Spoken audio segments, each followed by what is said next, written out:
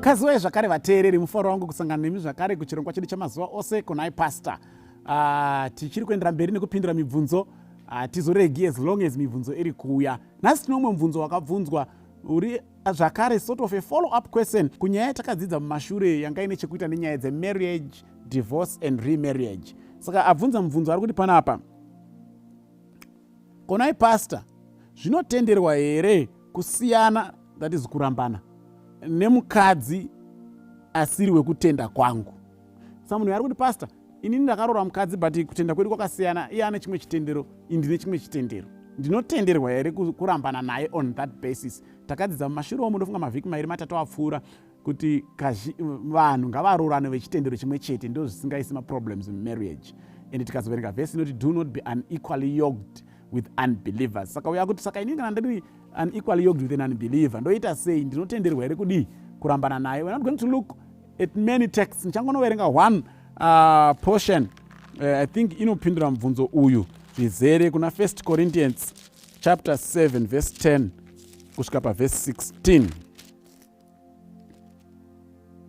To the married I give this command, not I but the Lord. A wife must not separate from her husband. But if she does, she must remain unmarried or else be reconciled to her husband. And a husband must not divorce his wife. Verse 12. To the rest I say this, I, not the Lord. If any brother has a wife who is not a believer, and she is willing to live with him, he must not divorce her. And if a woman has a husband who is not a believer, and he is willing to live with her, she must not divorce him. For the unbelieving husband can be sanctified through his wife, and the unbelieving wife can also be sanctified through her unbelieving husband, through her believing husband. But if the unbeliever lives, let him do so.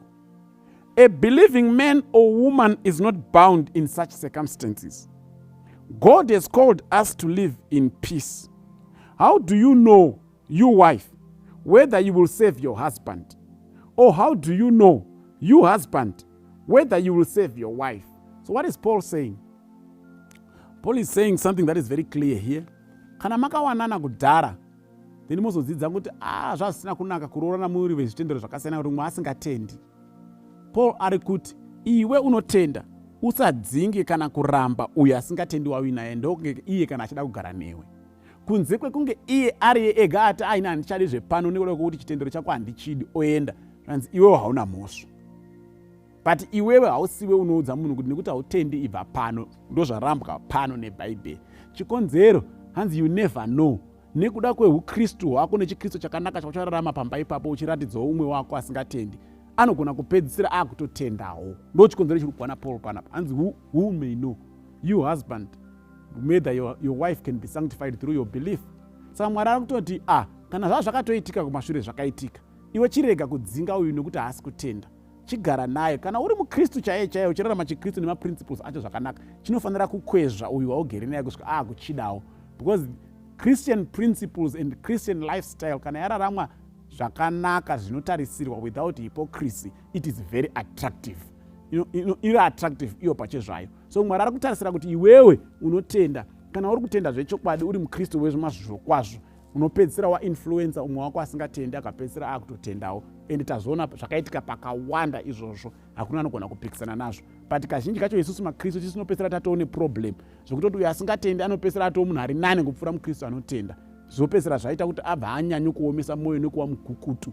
But if we were genuine Christians, if we were Christ-like in all that we do and the way we relate with that unbelieving spouse, I can assure you at the end, that unbelieving spouse will end up accepting Christ as well. Nekuda kwe-influence yako iwe. Saka imhosva kumudzinga on the basis yekuti hatendi. Asi iye akati ndakwenda ndega, iwe hauna mhosva. But Mwari ari kukurudzira kuti gara naye kusvika ainfluencwawo akutendawo nekuda kwe-influence yako. Ndodaira zvajeka. Mwari atibatsire, Mwari atikomborere. Amen.